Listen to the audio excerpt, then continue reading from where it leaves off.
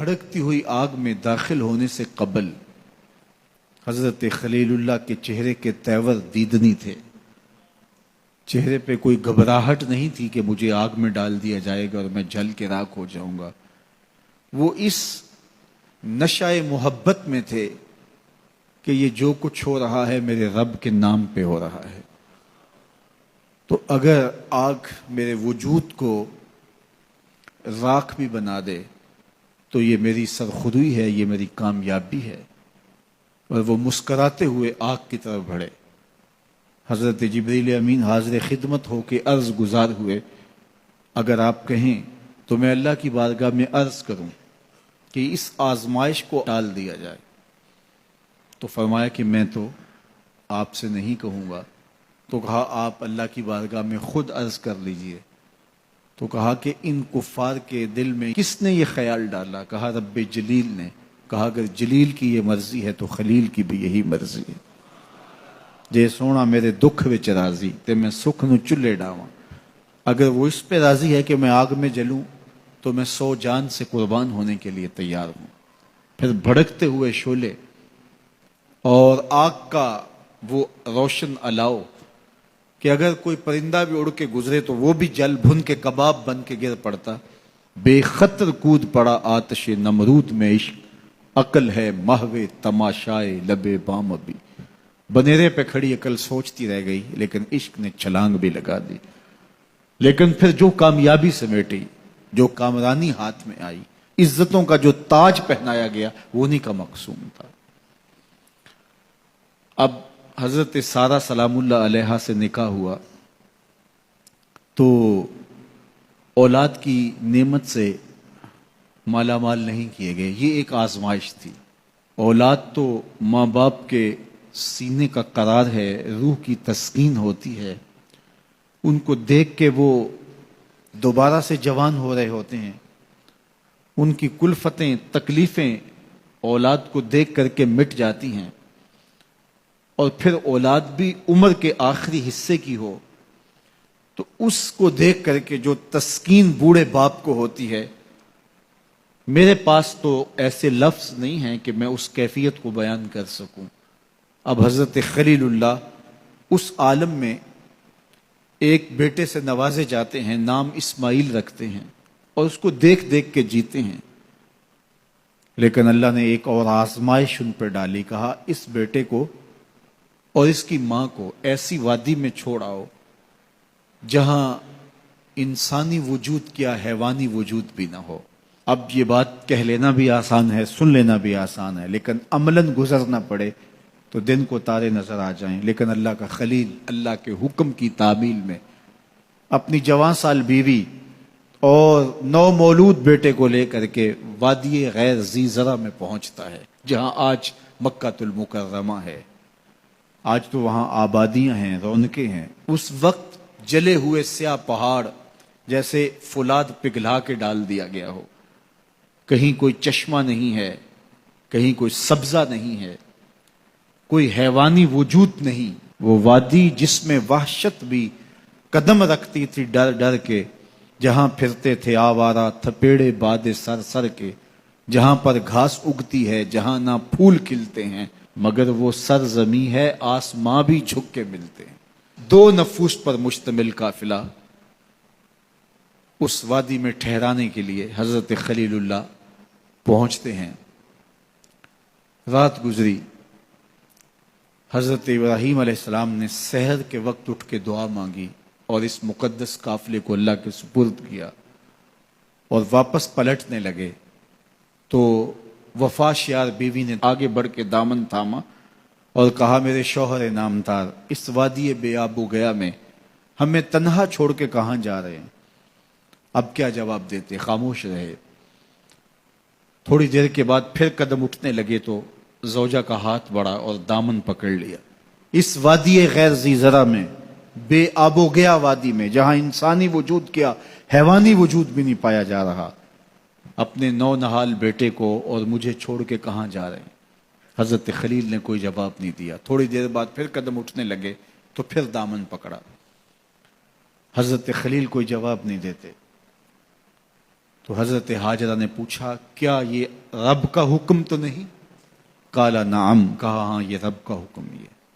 تو حضرت حاجرہ نے ہاتھ چھوڑ دیا، کہا پھر خیر سے جائیے، اگر اس کا حکم ہے تو وہ ہمیں ضائع نہیں ہونے دے گا۔ نونہال بچہ گود میں ہے، مختصر سا توشہ پاس ہے، شوہر رخصت ہو رہا ہے، اس وادی میں جہاں سوائے سیاہ پتھروں کی اور کچھ دکھائی نہیں دیتا، وہاں اپنے نونہال بیٹے کو اور بیوی کو چھوڑ کے واپس پلٹے۔ حضرت حاجرہ وہاں رک گئی، تسلیم و رضا کی پیکر بن کے۔ اللہ کی بندی نے وہیں بستر بچھا لیا، وہیں مصلی رکھ لیا اور اسی خاک پہ سجدے کرنے لگی۔ اللہ اکبر۔ توشہ 1-2 دن کے بعد ختم ہو گیا، ماں کی چھاتی سے دودھ بھی خشک ہونے لگا۔ نونہال دودھ سے تڑپا تو ماں کے کلیجے کو ہاتھ پڑا، بیٹے کے لیے پانی کی تلاش میں نکلی، ایک پتھر کی اوٹ میں فرزند کو لٹایا اور خود جبل صفا پہ گئیں اور اطراف میں دیکھا کہ کہیں کوئی پرندے اڑتے دکھائی دیں اور اس نشان پہ پہنچوں اور کچھ پانی اپنے بیٹے کے لیے لے کر آؤں، لیکن چاروں طرف نظر گھمائی اور دیکھا کہ کہیں کوئی آثار دکھائی نہیں دے رہے۔ وہاں سے پھر مروہ کی جانب آئیں، راستے میں نشیبی جگہ تھی جہاں اپنے منمونے بیٹے کا چہرہ دکھائی نہیں دے رہا تھا، بھاگ کر کے گزری۔ پھر کوہ مروہ پہ پہنچتی ہیں اور اطراف میں دیکھا، چاروں طرف نظر گھمائی کہ کہیں کوئی پرندے اڑتے دکھائی دیں اور میں اس نشان پہ پہنچ کے بیٹے کے لیے پانی لے کر آؤں، اس کے کام و دہن میں کچھ قطرے ٹپکاؤں تاکہ زندگی کی حرارت باقی رہے، لیکن وہاں بھی دیکھا کچھ نظر نہیں آیا۔ صفا پہ دیکھ لیا تھا، مروہ پہ بھی دیکھ لیا، مایوس ہو کے کھڑی ہو جاتی، لیکن ممتا کی بے چینیاں، ممتا کا اضطراب، ممتا کا التہاب، اس کا پیچ و تاب اس کو رکنے نہیں دیتا۔ ماں پلٹ کے پھر صفا پہ آتی ہے اور نظر گھما کر کے دیکھتی ہے کہ کوئی آثار دکھائی دیں، لیکن کچھ نظر نہیں آتا، تو پھر ماں دوبارہ پلٹ کے مروہ پہ جاتی، نشیبی جگہ سے دوڑ کے ماں گزرتی ہے۔ آج کا صفا مروہ نہیں تھا جہاں سنگے مرمر لگے اور اے سی چل رہے ہیں، یہ ایک سنگلاخ پہاڑوں کے دامن میں سخت اور صعوبت بڑا سفر تھا، اور ایک خاتون جو پیاس سے نڈھال ہے، بھوک سے بے چین ہے اور بیٹے کا دکھ کلیجے پہ لیے، اور سامنے پتھر کی اوٹ میں اس کے سائے کے اندر تڑپتا ہوا بیٹا اس کی نگاہوں کے سامنے ہے۔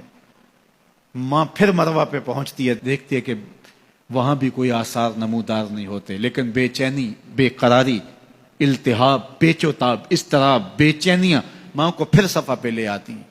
صفا سے مروہ، مروہ سے صفا، نشیبی جگہ سے بھاگ کے گزرنا، یہ ماں کی بے قراریاں ہیں۔ جب ماں 7ویں چکر میں مروہ پہ پہنچتی ہے تو ادھر دیکھا کہ بیٹا ایڑیاں رگڑ رہا ہے، تو بیٹے کے ایڑیاں رگڑنے سے ماں کا دل دھک کر کے بیٹھ جاتا ہے کہ بیٹا زندگی کی آخری ہچکیاں لے رہا ہے۔ ماں تھی، تھکی ہوئی ماں، 7 چکر لگا چکی ہے، پیاس سے چور اور بھوک سے تڑپتی ہوئی ماں ممتا سے مجبور ہو کے وہاں سے دوڑی کہ میں آخری لمحے اپنے بیٹے کو اپنے سینے سے چمٹا لوں، اس کے چہرے کی بلائیں لوں۔ ماں جب قریب آئی تو منظر بدلا ہوا تھا۔ کیا دیکھا کہ معصوم ایڑیاں رگڑ رہا ہے اور پانی کا چشمہ طواف کر رہا ہے، پاؤں سے پانی پھوٹ رہا ہے اور پانی بہہ کے پھیلنا چاہ رہا ہے، تو جلدی سے منڈیر کرتے ہو کہا زمزم رک جا، رک جا۔ فرمایا حضور نے کہ اللہ بھلا کرے سیدہ حاجرہ کا، اگر وہ زمزم کہہ کے پانی کو روکتی نا تو یہ پوری روئے زمین پہ پھیل جاتا۔ اب اللہ تعالیٰ نے پانی کا اہتمام کر دیا، اور یہ چشمہ جو حضرت اسماعیل کے قدموں کا فیضان ہے، قیامت تک کے لیے فیض بانٹ رہا ہے۔ ہزاروں سال ہو گئے، لوگ وہاں بھی پیتے ہیں اور اپنے اپنے ممالک کے اندر بھی یہاں سے بھر کے لے جاتے ہیں، لیکن یہ چشمہ کبھی بھی خشک نہیں ہوا، اور اس کا پانی لوگوں کو آج بھی فیض دے رہا ہے، اور یہ دوا بھی ہے، شفا بھی ہے، غذا بھی ہے۔ یہ پانی جو ہے وہ نور و نکھت سے مالا مال ہے، اور یہ حضرت سیدنا اسماعیل کے قدموں کی سوغات ہے۔ کائنات کا کوئی مشروب اس پانی کی عظمتوں کو چھو بھی نہیں سکتا، اس لیے کہ اس نے ایک پیغمبر کے بوسے لیے، ایک پیغمبر کے قدم چومے ہیں۔ اب حاجی جب وہاں جاتا ہے صفا مروہ پہ، تو جن کو حج یا عمرے کی سعادت نصیب ہوئی وہ تو اب یہاں نہیں ہوں گے، وہ تو تصور میں وہاں گھوم رہے ہوں گے کہ وہاں کیسا دل آویز منظر ہوتا ہے جب آپ تھوڑا سا صفا پہ چڑھ کے یا مروہ پہ چڑھ کے لوگوں کو بھاگتا ہوا دیکھتے ہیں تو وہ تصور دل کھینچتا ہے، اور انسان صدیوں پیچھے اپنے آپ کو لے جاتا ہے کہ یہ وہ جگہ تھی کہ سیدہ ہاجرہ یہاں اپنے بیٹے کے لیے دوڑی تھی، اور انہیں بیٹے کے لیے پانی چاہیے تھا، اور وہ پانی کی تلاش میں کبھی صفا اور کبھی مروہ پہ جا رہی تھی۔ آج حاجی کی بغل میں پانی کی بوتل، اور یہ کیوں دوڑ رہا ہے؟ سیدہ ہاجرہ تو میلین اخزرین کی جگہ، وہ نشیبی جگہ، وہاں بھاگ کر کے اس لیے دوڑی تھی کہ وہاں بیٹے کا من موہنا چہرہ نظر نہیں آتا، اور یہاں ماں بیٹا اکٹھے دوڑ رہے ہیں، تو یہ کیوں دوڑ رہے ہیں؟ پانی کے کولر جگہ جگہ نصب ہیں، پانی نہیں چاہیے تو پھر بھی دوڑ رہے ہیں۔ کہا اے ہاجرہ تو نے حد کر دی، لیکن جس جگہ پہ تو دوڑی تھی قیامت تک اس جگہوں پہ زمانہ دوڑتا رہے۔ یہ پروٹوکول ہے، یہ اعزاز ہے، یہ تکریم ہے سیدہ ہاجرہ سلام اللہ علیہا کی۔ ولی بھی دوڑتے ہیں، شہنشاہ بھی دوڑتے ہیں، کج کلا بھی دوڑتے ہیں، بوڑھے غریب امیر سارے دوڑ رہے ہیں، بچے بھی دوڑ رہے ہیں۔ اللہ اکبر! کہا اے ہاجرہ جن راہوں پہ تو دوڑی ان راہوں پہ امام الانبیاء بھی سعی کریں گے، ان راہوں پہ نبی بھی دوڑیں گے، غوث کتب ابدال اور ولی بھی دوڑیں گے۔ اللہ اکبر! اس دوڑنے کو عبادت بنا دیا گیا۔ انہیں تو پانی چاہیے تھا اس لیے دوڑی، حاجی پانی کے لیے نہیں دوڑ رہا، سیدہ ہاجرہ کی اس ادا کو ادا کر رہا ہوتا ہے۔ تو ذرا دیکھیے پلٹ کے ماضی کی طرف، تو یہ ہمارے اسلاف کی ادائیں ہیں جن کو ہم تازہ کر رہے ہیں۔